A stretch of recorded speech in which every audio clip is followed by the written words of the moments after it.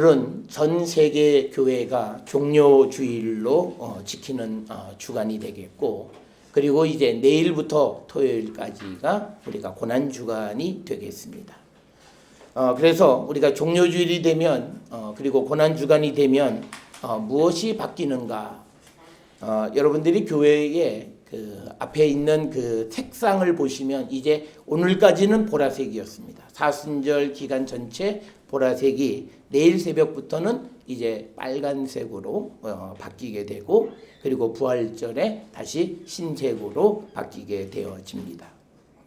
이것이 우리가 눈으로 확인할 수 있는 절기가 바뀌어 간다라고 하는 것을 알 수가 있고, 또 하나는 이제 우리가 종료주일로부터 고난주간에 들어서면서 대부분의 많은 성도들은 이 한 주간 동안에 여러 가지 방법으로 내가 하나님 앞에 헌신하는 삶을 삽니다. 예를 들어서 금식을 한다든지, 벌써 이 금식 얘기를 하면 그러시는데 새끼를 다 굶으란 얘기도 아니고, 내가 제일 기쁘게 하나님 앞에 드릴 수 있는 방법, 어떤 이들은 점심, 어떤 이들은 아침, 어떤 이들은 저녁, 다양하게, 또 어떤 이들은 3일 정도, 여러 가지 방법으로 내가 하나님 앞에 드리는 헌신의 모습이 우리에게 있어야 되고, 가장 중요한 이 금식은요, 우리가 낮 시간에 금식하는 겁니다. 그러니까 해가 떠서 해가 질 때까지 금식하는 거예요. 시간으로 따지면 아침 6시부터 저녁 6시까지. 그 금식이 제일 힘들고 그리고 제일 의미가 있을 것입니다. 그냥 내가 자니까 그냥 자고 내일 아침에 일어나서 먹지 그런 금식이 아니고, 그리고 또 금식하면서 다이어트도 안 되는데, 그런 의미를 부여하는 금식도 아니고, 오직 그리스도만을 생각하면서 내가 일하면서 배고픔에 고통이 있습니다. 그 고통 속에서 예수님의 고통의 일부를 동참하라고 하는 그런 의미가 되겠고, 요즘 우리나라 사람들은 유럽 여행을 참 많이 가요. 이유가 간단해요. 유럽에 지금 항공권이나 호텔이 되게 싸요. 왜냐면 이 기간에 유럽에서는 움직이는 사람이 없어요. 왜? 대부분 기독교 국가이기 때문에, 이 사순절을 지키기 때문에요. 그래서 대부분 부활절이 지나고 난 다음에 유럽 여행은 값이 치솟아서 한 2배 가까이 됩니다. 그러니까 그때는 가면 안 되니까 우리나라 성도들도 예수님 고난주간에 내가 갔다 오면 좀 싸게 갔다 오니까 가자. 그러니까 나의 유익만을 생각하면 그런 선택을 하는 거예요. 그러니까 우리가 세상을 살아가면 요즘 결혼식을 많이 해요. 그러니까 우리가 왜 결혼식 많이 하느냐? 손이 없는 날이래요. 이게 길일이래요. 이미 거기에는 신앙이 없는 거예요. 우리는 모든 날이 길일이에요. 그렇잖아요. 하나님이 우리에게 허락해 주신 날이 축복의 날이에요. 그러니까 우리가 그 사람들이 따라가는 관습을 따라가면 다 비싸요. 그런데 거꾸로 가시면 돼요. 사람들이 이 날을 하면 운이 없대. 그래서 안 하는 날 해보세요. 이사 비용도 반으로 가고요. 서로 경쟁이 붙고요. 더 잘해주고요. 그래요. 그런데 우리는 세상 사람을 따라가는 거예요. 자, 그래서 오늘 우리가 이 종료주의를 시작하면서 우리가 살아왔던 이런 모든 모습, 그 모습을 돌아보면서 다시 예수님이 내 안에 들어오시기를 갈망하고, 그래서 주님에 의해서 살아가는 그런 성도가 되기를 결단하는 것이 이 종료주일의 의미가 아닌가 생각을 합니다. 유대인들은 매년 6월절이 되면 큰 변화가 일어납니다. 그 변화는 뭐냐면 6월절 시작하기 한 일주일 전에 전국에서 사람들이 예루살렘을 향해 옵니다. 그래서 예수님도 6월절 엿새 전에 예루살렘에 도착하셨어요.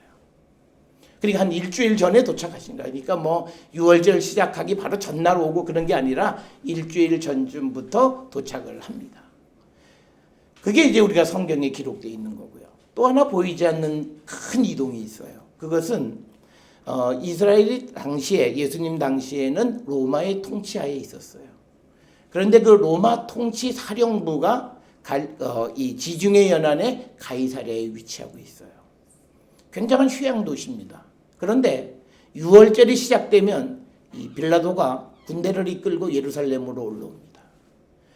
왜냐면 이제 원래 예루살렘에 예수님 당시에 한 인구가 10,000여 명 정도 됐는데, 이 6월절 절기가 되면 한 5만 명으로 인구가 늘어나요. 그래서 전국에서 온 사람들이 모여지면서 질서, 치안, 그리고 더더욱 로마의 압제하에 있기 때문에 사람이 모이니까 반정부 시위나 이런 것들이 일어날 확률이 굉장히 높아요. 그러니까 빌라도는 군대를 이끌고 예루살렘으로 들어와서 그 사람들의 치안을 담당하기 위해서 군대를 이끌고 옵니다.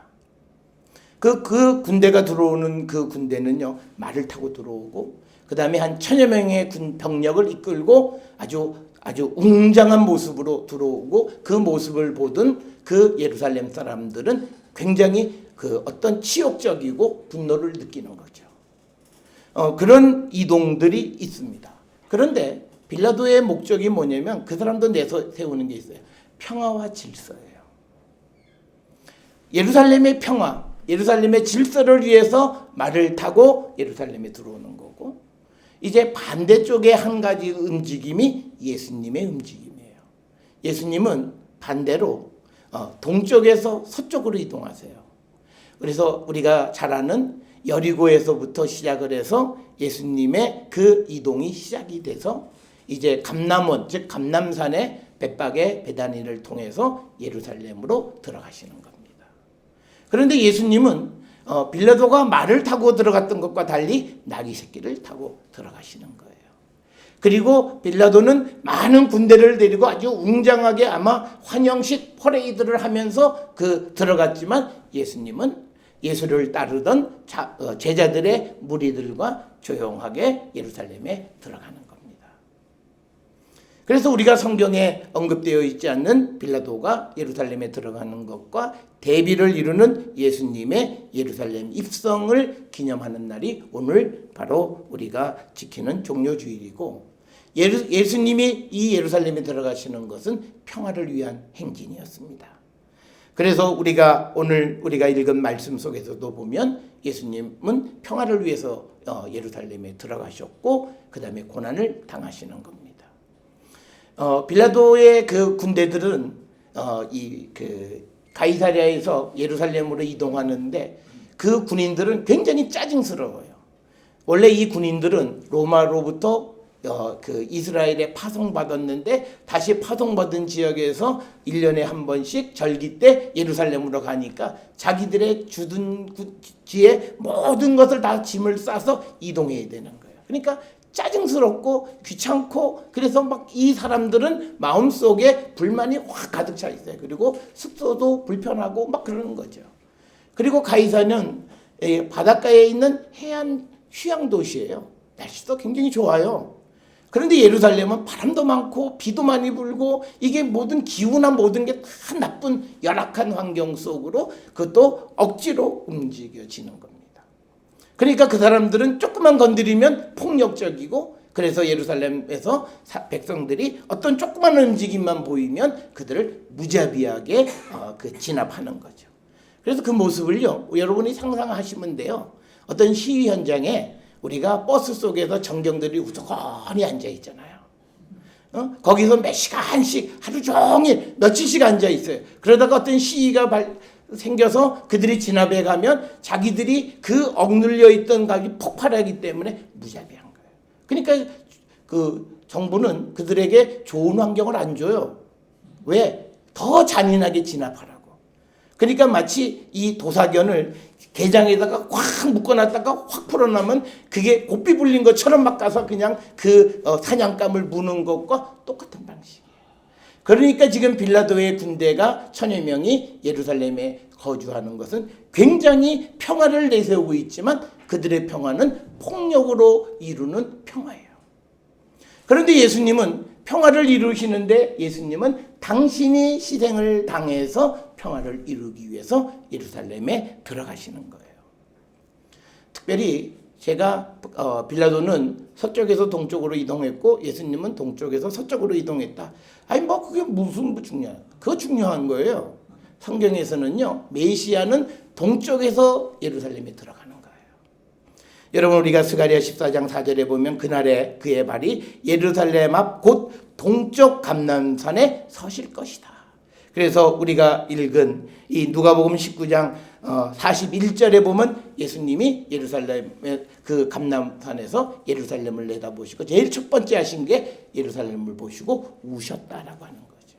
그래서 동쪽으로부터 이제 메시아가 예루살렘으로 들어가는 그 광경이 오늘 우리가 읽은 누가복음 19장 28절에서 40절의 말씀이 되겠습니다.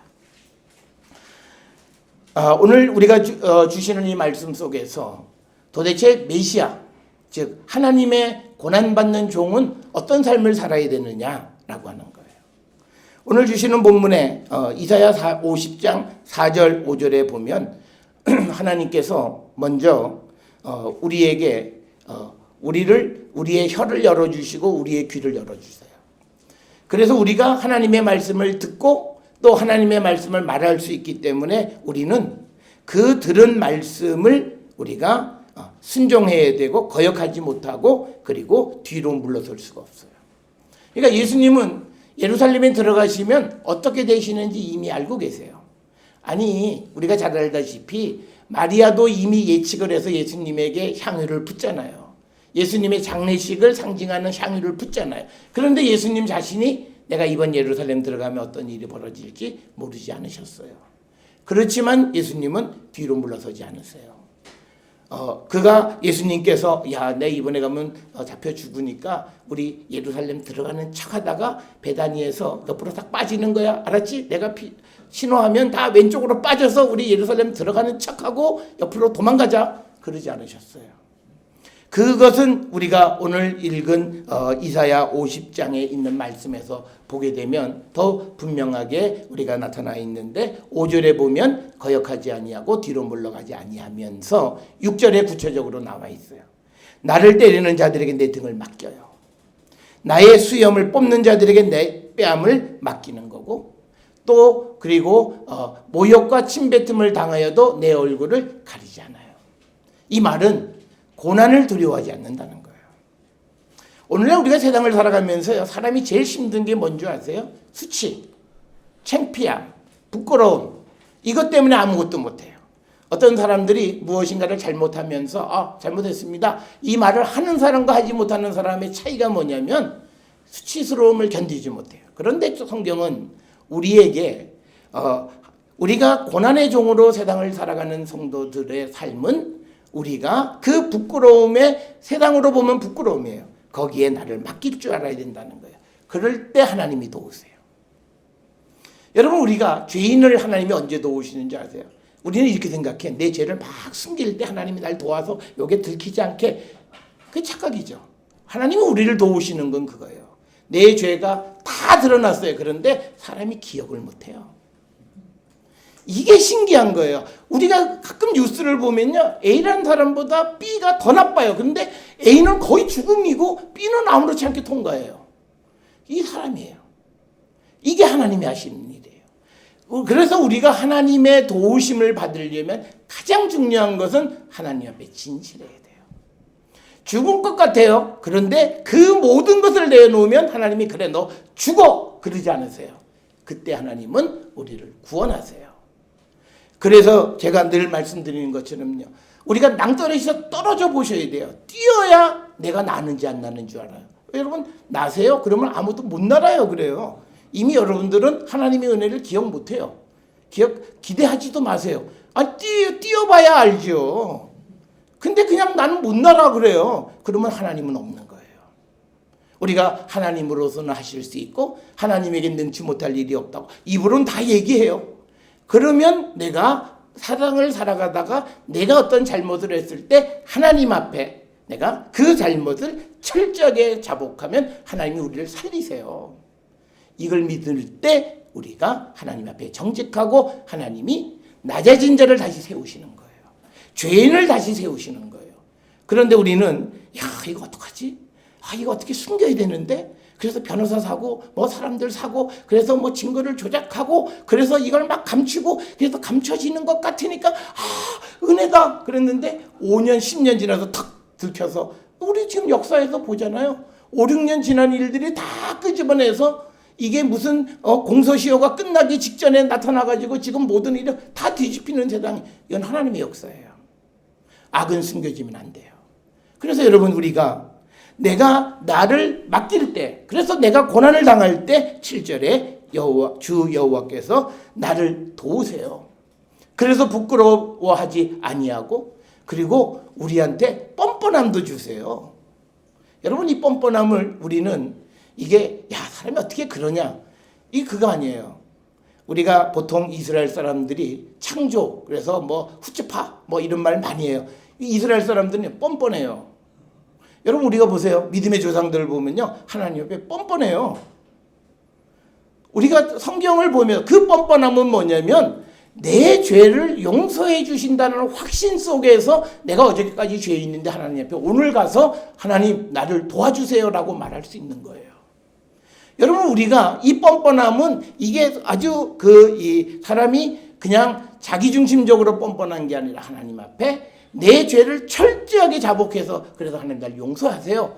그래서 용서받았음을 확신하기 때문에 아버지, 우리가 어린애들이 부모한테 아주 엄청나게 혼나고 잘못해서 혼나요. 그리고 그 다음날 아버지 뭐 사주세요. 이거 뻔뻔함이에요? 그런다고 아버지가 두들겨 패요? 아니잖아요. 그걸 해주시는 분이 하나님이에요. 그래서 우리가 고난받는 종이라고 하는 것은 뭐냐면 우리가 그 고난의 자리를 피하지 마셔야 돼요. 우리는 은혜가 뭐냐? 쟤는 제일 싫어하는 게요. 뭐냐? 여러분 많이 보셨어요. 이 또한 지나가리. 이거 있죠. 비 오는 거 다 가리면 이 또한 아니에요. 비는 맞으세요. 아파요. 힘들어요. 고통스러워요. 그때 하나님의 능력이 나타나는 거예요. 그때 하나님이 살아계심을 체험하게 되는 거예요. 우리는 그걸 놓쳐요.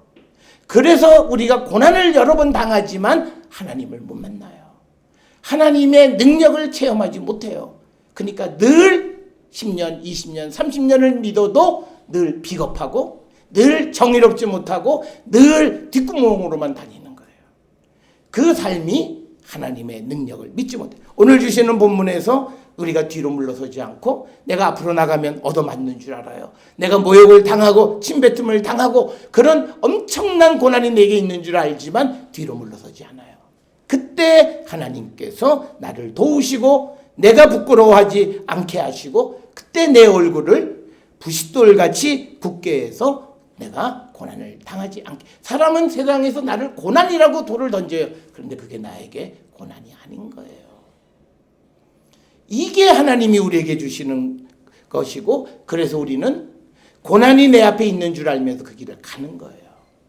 그래서 여러분, 우리는 다 좋은 일만 있기를 원하지만, 그러나 우리가 연약하고 부족하기 때문에 때로는 잘못도 하잖아요. 그 잘못을 하면 우리는 책임을 져야 되잖아요. 그 책임을 두려워하지 마세요.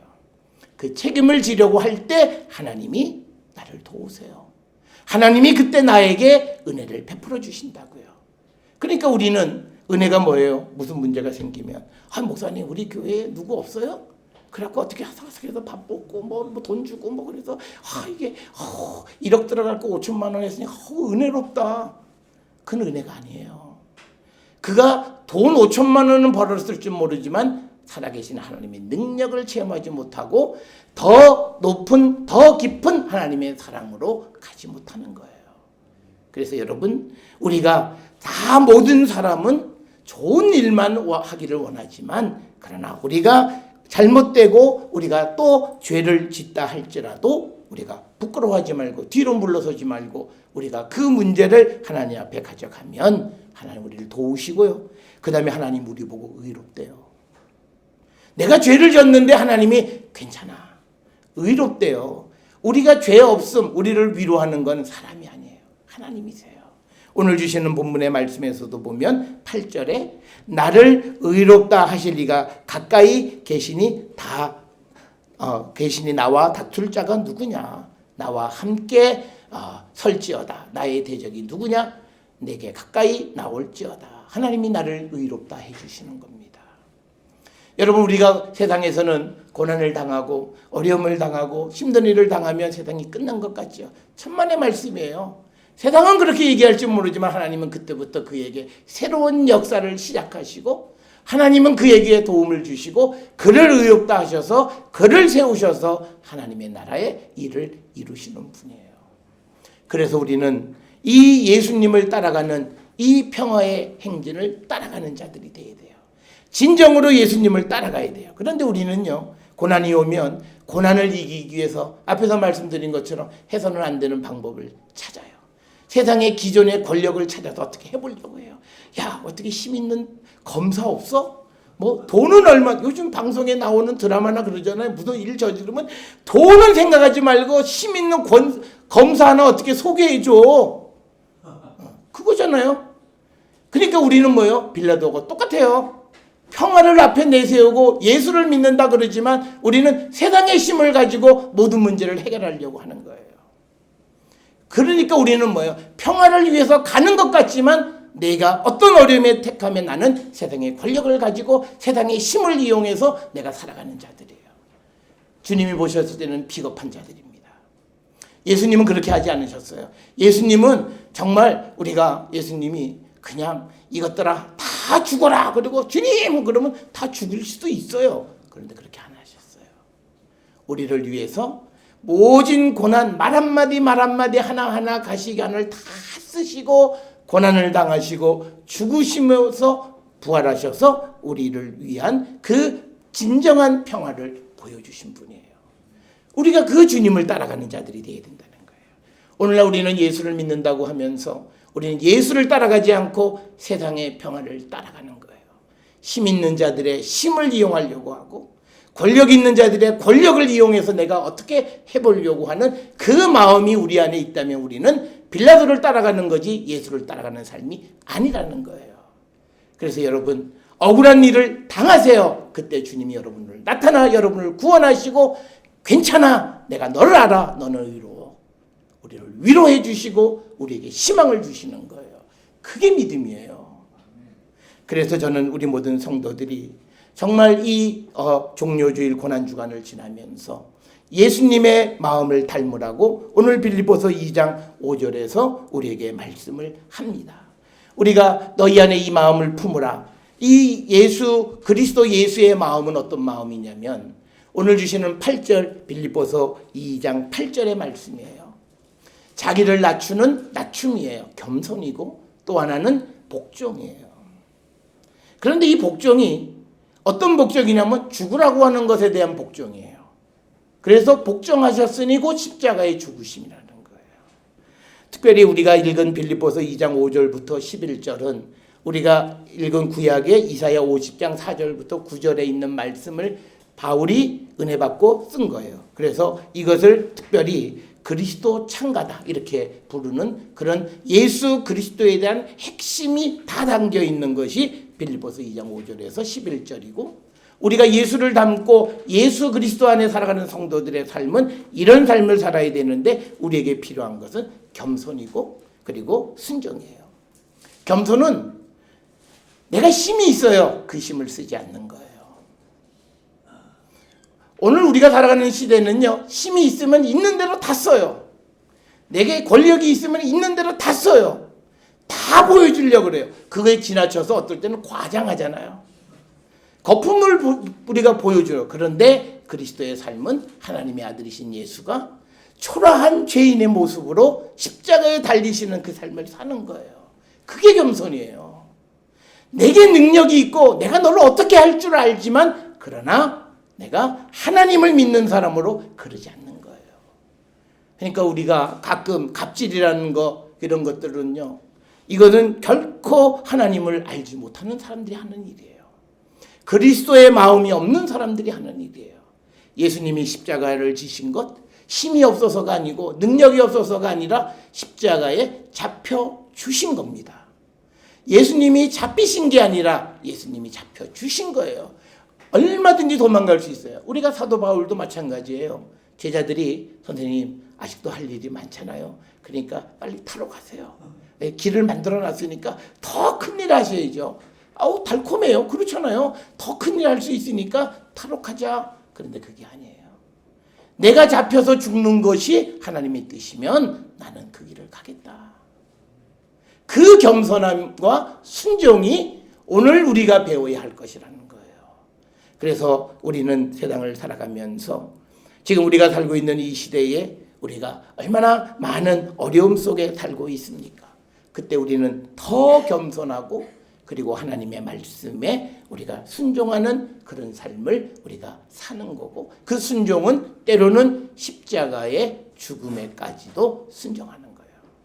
여러분, 우리는 십자가에 아니 내가 예수 믿고 내가 잘 산다 그래서 왔는데 무슨 죽으라고? 난 못 죽어요. 우린 다 그러겠죠. 난 예수 믿고 복 받는다 그랬는데 무슨 뭐 예수 믿고 뭐 나보고 뭐 순교하라. 난 못해요. 아이고 너 다른 데 가지 뭐. 우리는 그러고 살아요. 그러니까 뭐냐면 우리는 그리스도를 위한 삶이 없어요. 예수님이 우리를 구원해 주신 건요, 우리를 위해서 구원하신 게 아니에요. 우리가 그리스도를 위해서 살아가게 하기 위해서, 우리가 다른 사람을 위해서 살아가게 하기 위해서 우리가 우리를 구원해 주신 거예요. 요즘 여러분들에게 매일 드리는 말씀, 특히 오늘 주시는 말씀에 보면 데일리 액션이라는 게 있어요. 이거는 미국 교회에서 나온 건데 매일 한 가지씩 내가 뭘 해보자. 그래서 매일 한 가지씩 그 성경 말씀과 관계돼서 이제 구체적으로 우리가 예수 믿는다고만 하지 말고 우리가 구체적으로 이 행동 하나하나를 해보는 거예요. 물론 그런다고 구원받는 건 아니에요. 구원은 하나님의 절대적 주권에서 나타나는 거기 때문에, 그러나 우리가 빛의 자녀의 삶을 살기 위해서 우리의 삶에 하나씩 변화된 삶이 있어야 된다라고 하는 겁니다. 따라서 저는 우리 모든 성도들이 오늘 예루살렘에 들어가신 예수님의 그 평화의 행진에 동참하세요. 가짜 평화의 길에 동참하는 성도가 되지 마세요. 빌라도가 앞장서서 말 타고 가는 길에 따라가는 평화의 행진에 참여하지 마시고, 낙이 타고 그냥 사람들이 깔아놓은 옷 조각을 밟고 가시는 그 예수님의 평화의 행진에 동참해서 내 삶이 다른 사람을 구원하는데 다른 사람의 구원에 내가 도움이 되는 삶을 살아가는 그런 성도들이 되셔야 합니다. 주님은 우리에게 그걸 보여주셨고 그런 삶을 살아가라고 오늘도 우리에게 찾아오시고 오늘도 예루살렘 우리의 마음속에 들어오시는 겁니다. 그래서 저는 우리 모든 성도들이 오늘 주시는 말씀을 마음속 깊이 생각하시고 내 앞에 있는 어려움 뒤로 물러서지 마세요. 저는 가끔 어려움 가운데 있는 성도들에게 한마디 합니다. 쫄지 마세요. 왜 쫄아요? 주님이 계신데. 이 기회는 하나님의 능력을 내가 확인할 수 있는 좋은 기회예요. 그래서 주님에게 모든 걸 열어놓고 주님 마음대로 해보세요. 주님 우리를 구원하시고 우리를 의롭다 하시고 우리에게 은혜를 주시는 거예요. 여러분, 하나님 앞에 숨기지 마세요. 사람 앞에는 숨기세요. 그러나 하나님 앞에는 모든 걸 다 내놓으세요. 하나님 다 용서해 주시고 우리의 모든 무거운 짐을 다 용서해 주시는 그 하나님. 그래서 우리가 진정으로 우리의 죄 사함을 받고 또 우리도 다른 사람의 구원을 위해서 귀하게 쓰임 받는 예수님의 평화의 행진에 참여하는 그런 성도가 되셔야 합니다. 예수님의 삶은, 예수님의 제자들이 가는 그 길은 보잘것없잖아요. 로마 병사들이 가는 카페트가 깔려있고 말 타고 들어가고 빰빠레가 울리고 하는 그런 것이 아니라 옷 조각 벗어가지고 애들 장난도 아니고, 그렇지만 그 길은 의미 있고 타인을 위한 그런 귀한 그 겸손한 길이었다는 거죠. 우리가 그 예수님의 삶을 본받고 살아가기를 결단하는, 그래서 우리가 이 고난의 길 속에서 주님의 능력과 다른 이들을 위한 하나님의 놀라운 은혜를 발견하는 우리 모두가 될 수 있기를 주의 이름으로 축원합니다.